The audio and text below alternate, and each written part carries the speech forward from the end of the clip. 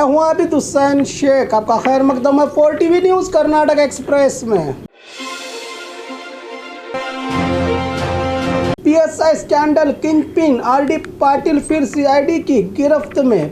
545 PSI भर्ती scandal मामले में सीआईडी की जांच आगे बढ़ रही है। स्कैंडल के किंगपिन आरडी पाटिल को फिर से 7 दिन की सीआईडी कस्टडी में लिया गया है। सीआईडी डीवाईएसपी वीरेंद्र के नेतृत्व में जांच चल रही है। ब्लूटूथ किंगपिन आरडी पाटिल को 30 मई तक कस्टडी में लेकर गुलबर्गा सीआईडी कचहरी में जांच शुरू हो चुकी है। एमएसआई कॉलेज परीक्षा केंद्र घोटाले में गुलबर्गा नगर के स्टेशन बाजार पुलिस थाने में मामला दर्ज किया गया था आरडी पाटिल के खिलाफ, जहां आरडी पाटिल से कड़ी पूछताछ की जा रही है। एग्जाम स्कैंडल में और भी कई अधिकारियों, दलालों और अभ्यर्थियों के गिरफ्तार होने की जानकारी दी है सीआईडी टीम ने।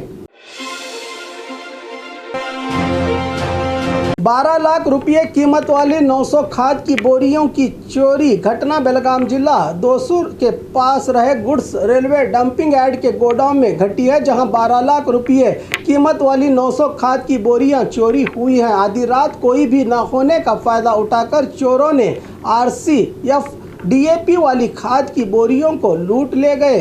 बताया जा रहा है कि यह किसी जानकार ने ही इस काम को अंजाम दिया होगा, क्योंकि 900 बोरियों के लिए कम से कम 2 लॉरियों की ज़रूरत पड़ती है। ट्रांसपोर्ट मैनेजर शिवाजी ने खाद की चोरी को लेकर बेलगाम ग्रामीण पुलिस थाने में शिकायत दर्ज की है। रेलवे पुलिस हर रोज़ सुबह और शाम यहां चक्कर लगाते हैं, फिर भी यहां सही सिक्योरिटी नहीं दी जा रही है, कहा ट्रांसपोर्ट मैनेजर ने। हाथ को आया पर मुंह न लगा, किसान परेशान। हावेरी जिला कई सालों से एशिया के सबसे बड़ा फसल उगाने वाला जिला माना जाता था। हालांकि कई कारणों से जिले के किसान मक्की, जवार और सोयाबीन की फसल को ज़्यादा अहमियत देकर अपने खेतों में उगाते थे। मक्की और सोयाबीन किसानों के लिए फ़ायदेमंद और साथ ही जानवरों को खाने के लिए चारे का भी इंतज़ाम होता था इन फसलों से, मगर इस मौसम में हुई बरसात ने मक्की और सोयाबीन को तबाह कर दिया है, जिससे किसानों को भारी नुकसान हुआ है। मानसून की बारिश में उगने वाले सोयाबीन अब खत्म हो गए हैं। हम किसानों ने मजदूरों के साथ हर एकड़ पर 30,000 खर्च किया है, लेकिन बारिश आई और सब कुछ उड़ा ले गई, कह रहे हैं किसान। अब राहत देने का वादा किया है किसानों को सरकारी अधिकारियों ने। जांच के दौरान किंगपिन जयमाला का हाई ड्रामा। मासूम बच्चों की तस्करी करने वाली किंगपिन स्टाफ नर्स जयमाला को बीजापुर पुलिस ने गिरफ्तार कर लिया था, जो जिगजीवनी ग्राम के प्राथमिक आरोग्य केंद्र की स्टाफ नर्स के रूप में काम करती है। जांच के लिए पुलिस अधिकारियों ने जयमाला को उसके घर ले गए तो वहां मौजूद मीडिया को देखकर जयमाला ने अपना हाई ड्रामा शुरू किया और चिल्लाते हुए कह रही थी कि मेरी बैड रिपोर्ट क्यों दे रहे हो, जिस पर खींचकर गाड़ी में बिठाया और कोर्ट में हाजिर किया बीजापुर पुलिस ने। कपिल सिब्बल ने दिया कांग्रेस पार्टी को शॉक। कांग्रेस के वफादार और सीनियर लीडर कपिल सिब्बल ने कांग्रेस पार्टी को बड़ा झटका दिया है। उन्होंने कहा कि मैंने 16 मई को ही कांग्रेस पार्टी से इस्तीफा दे दिया था, मगर अब वो समाजवादी पार्टी से टिकट लेकर राज्यसभा चुनाव लड़ेंगे। इस पर कांग्रेस को बड़ा शॉक दिया कपिल सिब्बल ने आज लखनऊ में समाजवादी पार्टी के प्रमुख अखिलेश यादव के रूबरू अपना नामकरण पत्र दाखिल किया। फिर मीडिया से बात करते हुए खुलासा किया कि कांग्रेस चली गई है, जैसा बयान दिया कांग्रेस के पुराने वफादार नेता कपिल सिब्बल ने।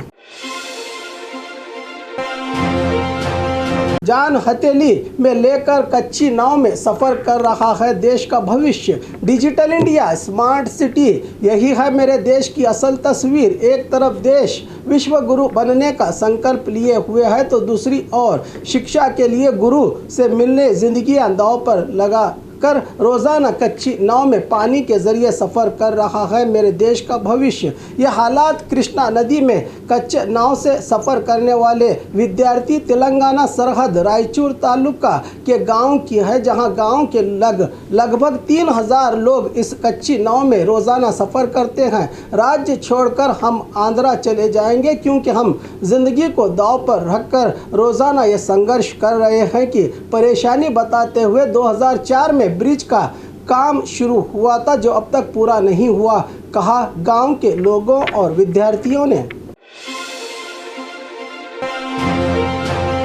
महिला का बीच रास्ते पर हाई ड्रामा, सड़क की मरम्मत करना सभी अधिकारियों और जनप्रतिनिधियों के लिए आम बात है। अक्सर लोग विकास के लिए सड़कों पर उतरकर बनाने की मांग करते हैं, मगर मंगलुरु में इसके उलट देखने को मिला, जहां एक महिला सड़क का काम बंद करने के लिए बीच रास्ते पर लेटकर हाई ड्रामा करने की घटना सामने आई है। शहर में मिट्टी की रोड पर सीसी रोड काम चल रहा था, लेकिन उस महिला ने मना किया जहां ये कंक्रीट का काम चल रहा है क्योंकि वो जगह उसकी है, कहने वाली महिला साथ ही सड़क पर काम वालों के पास जाकर काम बंद करने को कह रही थी और फिर सड़क पर लेट गई, जिससे कंक्रीट उसके बदन पर जम गया। उस समय बरके थाने की महिला पुलिस वहां पहुंचकर उस महिला को मनाने की कोशिश की, मगर वो महिला नहीं उठी। फिर भी महिला पुलिस ने उस महिला को उठाकर एम्बुलेंस में डाला।